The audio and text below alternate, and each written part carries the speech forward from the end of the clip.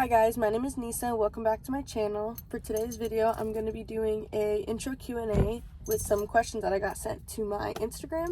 So I'm just going to go ahead and answer some of those.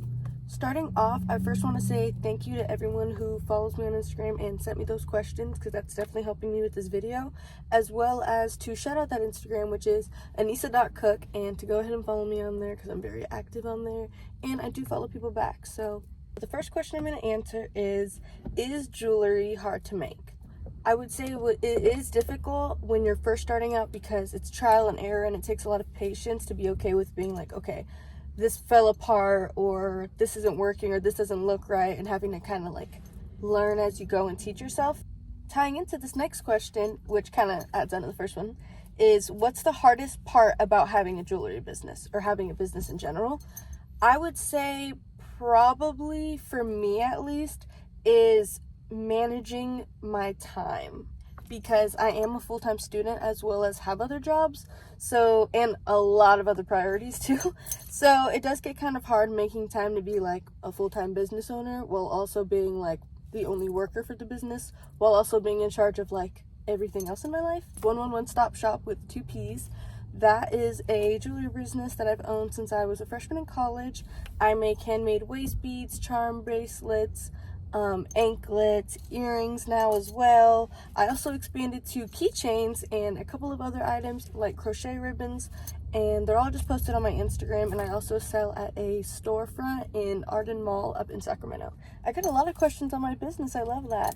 The next question is, what got you into making jewelry? In high school, I remember I used to make beaded rings, and it was kind of a way of like a little icebreaker, a way of like making friends, especially after COVID, because it was a little awkward. I'm not gonna lie. I feel like everyone was awkward, but I don't know. I just feel like I had a hard time like being me again, or like making friends the same way that I used to. So I made these little beaded rings and I would just like give them to people. Yeah, but making those little rings and seeing like how much of a connection I can make to people with them really made me want to make more jewelry, and it made me more interested in like creating stuff for myself and for people too, because I did like making a lot of jewelry for myself. I think all throughout high school I would only really make waist beads and bracelets and stuff for myself and some close friends, but I didn't start selling jewelry or making it like a part of like a business or anything until college. Another question is, what is my favorite part about being in college? For me, I think my favorite part about being in college is the independence and being able to create my own sense of identity. I know everyone is like their own person their whole life, but I feel like being in college, learning how to like be independent and how to stand on your own and like really not be influenced completely on what's around you was like a really, really big part of college for me. And I really love like the person I'm becoming, especially because I go to college a little bit farther than like far from home. I love that I have like a sense of independence and I can grow. And it's also led me to meet so many people that I love so much, just like you, the person who asked this question, and just to meet so many people and like make new friends and everything. And I feel like learning so much from the people I meet too. Maybe that's my favorite part. Learning from my friends and learning from the relationships I make, and just a lot of life lessons, not just like academic lessons. The question is, do I believe in 50-50? I'm assuming they're talking about in relationships. No. And no. Okay. Advice for taking pictures for Instagram. For me, I take pictures often, but something that I would say is really good advice is to coordinate your outfit with your background. Like, your background matters. It matters. Like, make sure your background is, if not, it's like a certain aesthetic, but make sure it's like blank, or make sure it's like clear, or make sure it coordinates with the outfit or with like the vibe of what you're wearing. Like, you don't want to have like a floral sundress on and then like a streetwear looking alley background for your pictures. That just clashes. You'd want something lighter. You'd want like a table setting, you know? Another tip or advice, I guess, for taking Instagram pictures is the 2 out of 3 rule. The big 3 is hair, makeup, outfit. Always make sure you at least have 2 of those done. So out of hair, makeup, and outfit, your hair could be done, but you don't want to wear makeup, but your outfit is really good. Or your hair and your makeup are done, but you have like a more chill, laid back outfit on, but like face is serving. you know? So just make sure you have 2 out of 3. Personally, I like to go 3 out of 3 for my pictures most of the time, but that's just because I'm very like perfectionist. The next question is, what's some advice for thrift shopping? One of my biggest tips for thrift shopping, especially since it's become so popular and like the media and very mainstream for people who don't need to thrift shop, is do not, please do not take large coats, business attire, or shoes from thrift stores. There's a difference between like a thrift store and like a secondhand like vintage shop, okay? Unless you need them, leave it for someone who really does need it. To kind of combat that, I would say a good tip is to shop outside of seasons. Like in the summer, if there's not as many coats out, there's only a few that are like very like, oh, eye-catching that people might want to buy. It's one thing to buy a coat when it's 90 degrees outside and no one who needs a coat is going to need a coat, right? But if I were to go buy that coat when it's 60 degrees outside, I'd be like, I don't need that coat that badly. Someone might actually need that. That's just my mentality, but that would be a big tip for me. Unless you need them, leave it for someone who really does need it. But I would say some like cutie shopping advice is to definitely look at the belts and look at the purses every single time you thrift, because you never know when you'll catch like a good find or a good purse. I have this one purse and it's a vintage Coach purse that I got for like $35 and I love it to death.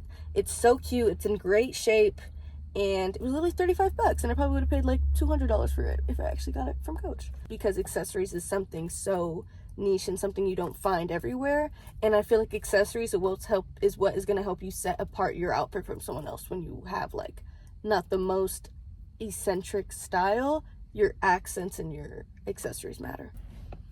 More thrift shopping advice, just because I love this question, would definitely be to always look at the jewelry section. Look at the rings, look at like if you're allergic to jewelry or have very sensitive skin, maybe don't do this. But I would definitely say look at the jewelry section, because you'll always find like little pieces that you never would have thought of or you never would have found again. So I think that's a great part of like the thrift stores, that you could always find something that'll set you apart from other people that no one else will have.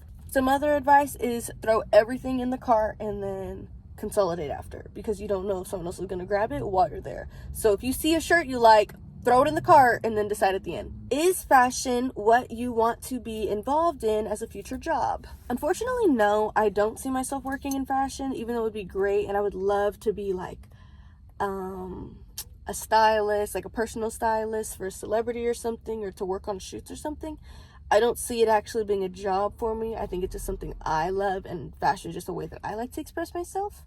But in the future, I do plan on having a social work job or something having to do with social justice. How do you maintain your self-motivation? A good way that I maintain my self-motivation is that I remind myself that I can get through whatever I'm getting through. Like any moment that I'm in, I'm thinking how like 6 months from that moment, it's going to be nothing. Or like, I kind of see my life as like a movie. And you know when you see a movie and like there's a crazy part and it's like, does he die? But it's like, girl, it's a 3-part series. Of course he doesn't die. Like, he doesn't die. In order to maintain motivation, I keep going, because I know like even when it gets hard or when it gets down, I know this isn't the end for me. Like there's no way that this is going to be what takes me out. So I know I just got to keep going and I'm going to get past it. What is your favorite hairstyle? Personally, I have a couple. Definitely anything like curly black hair. I love my hair jet black. I've been dyeing my hair jet black since I was like 18 on and off. Love jet black hair. Another one for me that I absolutely love when it comes to like getting my hair done is long, medium, small, knotless goddess braids. Love. Oh, with human hair too. With human hair, so it lasts longer, and just the look of it just eats. Like definitely long, medium goddess braids. One of my friends asked me what's my inspiration for fashion. That is such a good question, because I don't think there's like a specific person I look at or look after and I'm like, I want to dress like them. But I think I grab a lot of inspiration from Pinterest and like different people that I enjoy or that I'm friends with on TikTok. I don't I never want it to look like I'm trying to copy one specific person, if that makes sense. Like, I feel like I take what I like from a lot of different people or a lot of different ideas of fashion, and then I kind of just tailor it to myself. Another question was, where are your top 3 favorite places to shop for clothes? My number 1 for top 3 favorite places to shop would definitely be thrifting, even though that's not a specific store, but thrifting of any sort would be my number 1. Then I would probably say PacSun and Zara, just because I really like their basics, and I do like that they have a couple of like kind of trendier in style pieces that I really like. That was all of the questions for today's video. Again, thank you guys so much for sending in those questions to my Instagram, and follow my Instagram at anisa.cook. I really appreciate you guys for watching. Thank you for tuning in and supporting this channel. I would love if you guys can like, comment, and subscribe. Also share this account to your family and friends. Don't share to your family, share to your friends. But yeah, thank you guys so much for watching, and I will see you guys soon.